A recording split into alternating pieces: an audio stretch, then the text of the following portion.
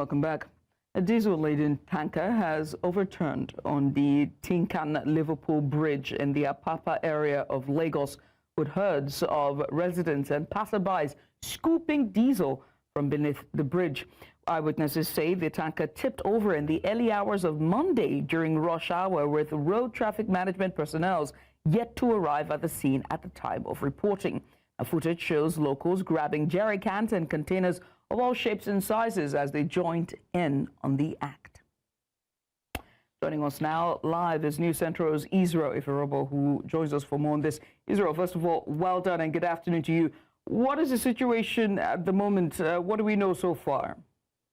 Well, good afternoon to you, Judith. I just got back into the studio less than 7 minutes ago, straight from the scene of the accident. So what I'm reporting right now is the fact that the road has now been the truck, that fell has now been, it's back on its feet. It's been taken off the road.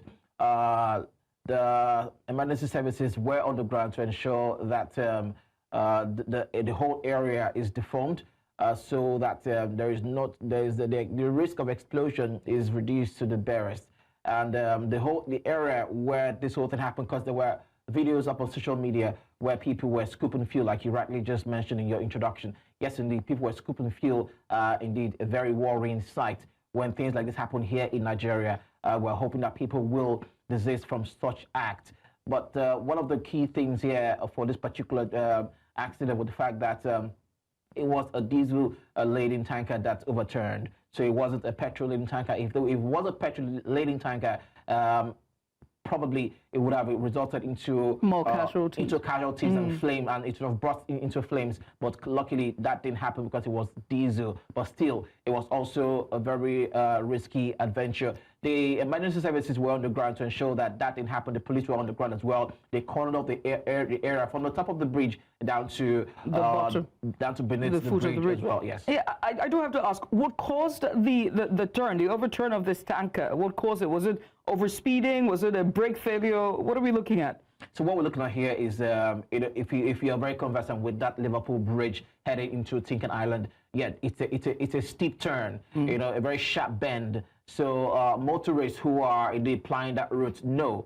And if you're not aware, I mean, it's common knowledge for drivers that if you are navigating a bend, you must reduce your speed. So apparently, maybe the driver didn't do that. There are indeed investigation that is ongoing right now. And again, the probable cause of this accident might have been a burst tire or overspeeding on the part of the driver, who we really cannot tell right now if it was due to the burst tire or the overspeeding on the part of the driver, because that particular Liverpool bridge heading to Tincan Island is indeed a steep bend. So if he had indeed reduced his speed, maybe the story would have been different. Yes.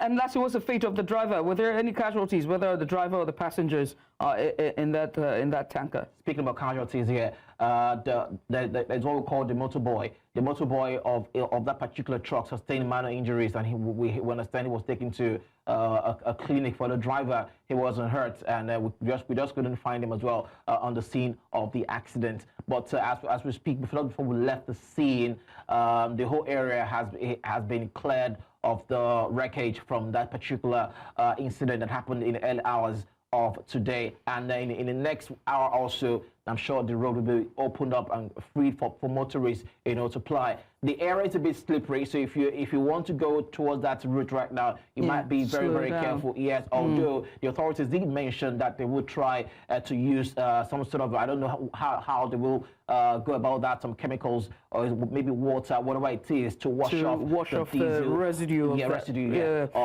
From the road. Yes. Right. Well, we hope to see. Well, first of all, well done, Israel, I must say, and also to the emergency response personnel who were able to do that very quickly. And also, just a quick reminder and PSA to Lagosians and just Nigerians in general: whether it's diesel, whether it's petrol, you shouldn't be around that vicinity within 2 miles. We beg you.